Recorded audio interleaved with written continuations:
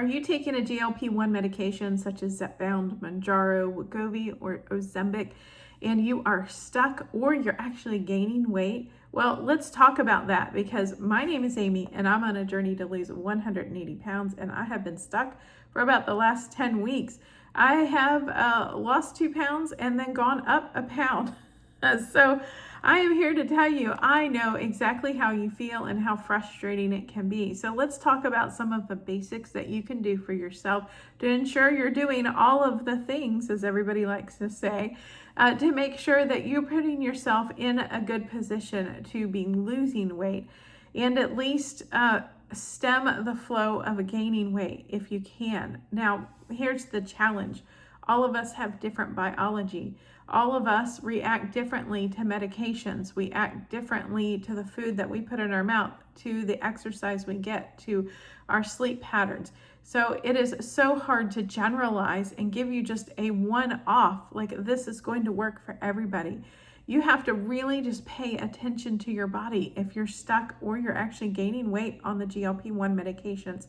Now, there are a lot of people that are not familiar with these medications when they start, and they think that they are a magic pill and you're magically just going to take them and lose weight. And that is not the way that they work at all.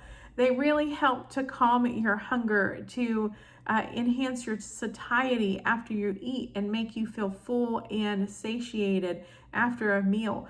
They help calm the food noise in your head that keeps you from thinking about food all of the time. I know mine is particularly bad when I have it, and I just cannot escape thoughts of food for anything in the world. Even if I'm not hungry, I just want to eat. That's also too leads to the lack of satiety, where I could just never feel satisfied. Even if I ate a meal and I felt incredibly full, I would still just not feel satisfied with what I ate. So these medications do some wonderful things, but they are not a magic pill. They're not a magic shot. They are not a magic wand to all of a sudden magically losing weight loss. Now, there are always exceptions. There are some people that do not have to count their calories, do not have to track their food, do not have to get exercise, or do any of the things that the majority of us have to do. It just really depends on your level of the disease of obesity and your individual body chemistry. So let's talk about the basic things that you should really look at when you're stuck or you're gaining weight on the GLP-1 medications, or you're just starting and you want to figure out how to lose weight.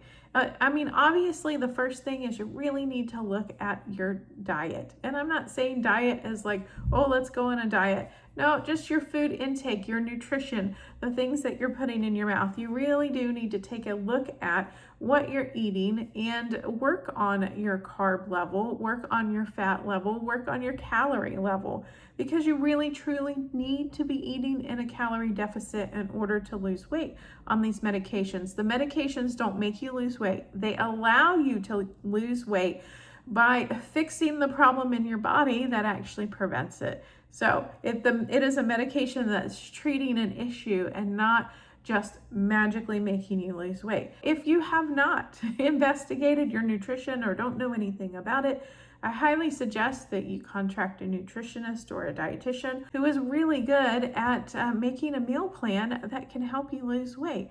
So you need to get familiar with the different types of food that you're eating as far as the calorie content, the fat content, the carb content, and all of that good stuff. Now, I am not a person who restricts any type of food from my diet. If I want it, I eat it. But then I also balance that out with maybe under eating in calories a little later in the day or later in the week to accommodate things that may be higher in calories or higher in sugar. I do tend to try and steer away from high sugar foods and higher fat foods, because honestly, when you're taking this medication, when you eat those things, you just don't even want them. It's a really weird feeling that like you don't even want it in your mouth when you're trying to eat it. So sometimes you will experience food aversion on these medications. So the next thing that I really encourage you to look at is how much movement you're getting in. Are you getting in any movement? Can you get in 10 minutes a day? Can you get in 15 minutes a day? 30 minutes a day? Like, what is your step count like? Are you only doing a couple thousand? Are you doing 5,000? A stretch goal of 7,500 or 10,000? I mean, ultimately, my goal is to walk 7,500 steps 5 days a week. Now, I'm still working on that, and I've been doing a 10-minute a day challenge and trying to get steps in within the day instead of waiting until the end of the evening when I'm super tired from work and, oh, well, I've got to cook dinner. And I'm trying to remove barriers out of my way that limit me from getting in the movement that I need. So set yourself a small goal and incrementally work up to a larger goal, because I was always trying to do something too big and I always failed and I got frustrated and then I just didn't do it because it seemed out of reach. So I really, for me, starting with the 10-minute goal has been a blessing. And I've actually been moving it up a lot to 15-minute goal, because a lot of times when I'm in doing the 10 minutes, I'm like, oh, well, I'm just going to keep going. As they say, things in motion tend to stay in motion. So a lot of times it's easier to just keep moving when you're already moving. So just give something like that a try. Maybe join a local gym, or there are so many free aerobic videos on YouTube. You don't have to go to a gym. You don't have to go outside and walk. You can easily get all the movement that you need within the confines of the four walls that you're living in. And I do it here all of the time. I have a little space between me and the chair here, and I do aerobics there nearly every single day. Or I walk all the way around my kitchen island, and I will just keep walking and walking for 10-15 minutes straight. Yeah, I make myself dizzy, but it really removes my barriers from getting the movement in. The next thing you really need to look at is your sleep. They are finding more and more that sleep plays a very important role in your weight loss journey. So I am absolutely guilty of not getting more than 6 to 7 hours per night, and a lot of times less. And I know that's something that I really need to work on.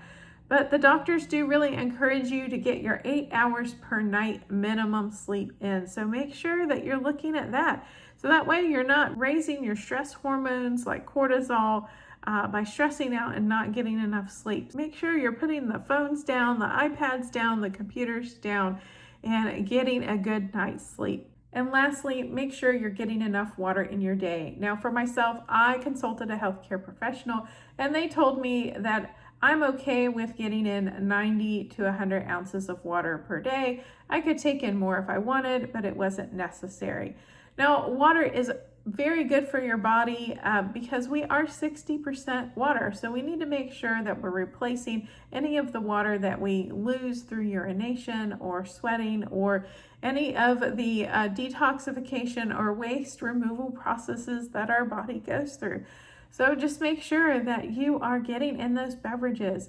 Also, make an effort to replace any high-calorie beverages or even the zero-calorie beverages with water. You will find that it makes a difference when you're able to do that. Now, there is a long list of reasons why water is good for you, so just make sure you do your research. Have a look around the internet and you'll see that there are magnificent benefits for making sure that you get your water. But one of them also too is that sometimes it can aid in a natural appetite suppression and satiety. And I was talking about satiety at the beginning of the video when I was talking about food noise. So satiety is after you've eaten and you actually feel satisfied from the food that you've put in your mouth. And apparently water can aid with that.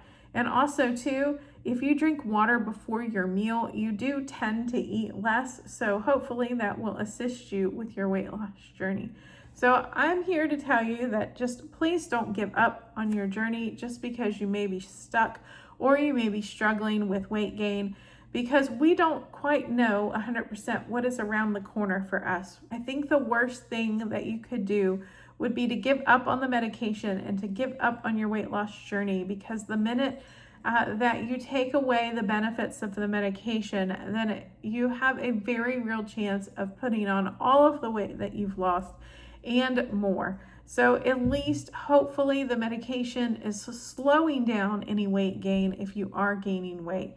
But most likely if you're gaining weight, it is very rare that it isn't just maybe just a little overindulging in calories.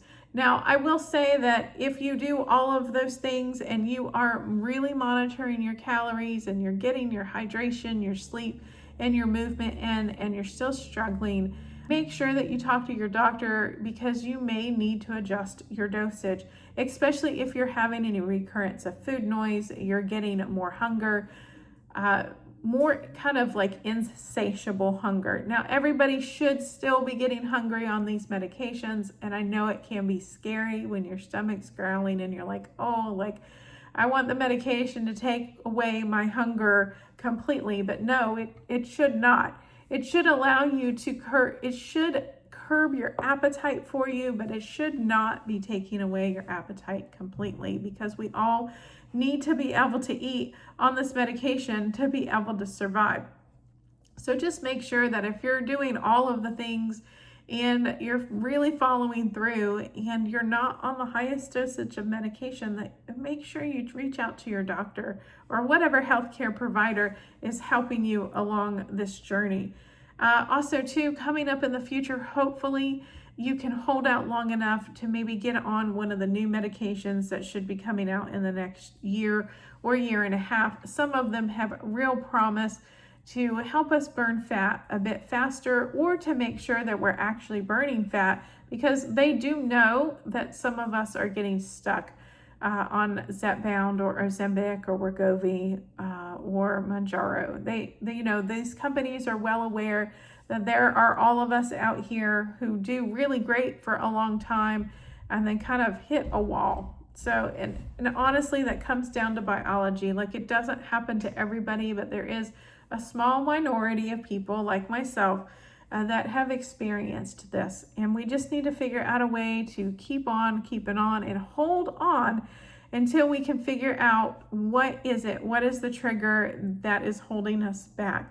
So I encourage you to just keep trying and, reach out to people in the weight loss community. Make sure that you've got support and people backing you to help you with this and help carry that mental load. So I want to thank you so much for joining me today. Again, my name is Amy, and I'm on a weight loss journey to lose 180 pounds. Started at 304 pounds in January of 2025. I'm currently sitting here on June 20th at 242 pounds. So I have lost 62 pounds, but I need to get my scale moving. I have goals in life. I have goals in the next 6 months where I would love to be 199 pounds. And at this point, that seems like such an impossible goal, but I just have to keep trying and doing the best that I can to make sure that I at least don't regain the weight. Like, that's the least that I can ask. I really want to lose the weight, but if I'm not gaining weight, that is a win every day in my book. So make sure you follow along with my journey. I do go live every Thursday at 6 p.m. Eastern time. So if you'd love to have a chat with me, come in and say hi. I've got a lot of regulars that would love to see you as well. So I hope to see you in another video soon. So thank you for joining me. Have a fabulous day and the best of luck on your weight loss journey.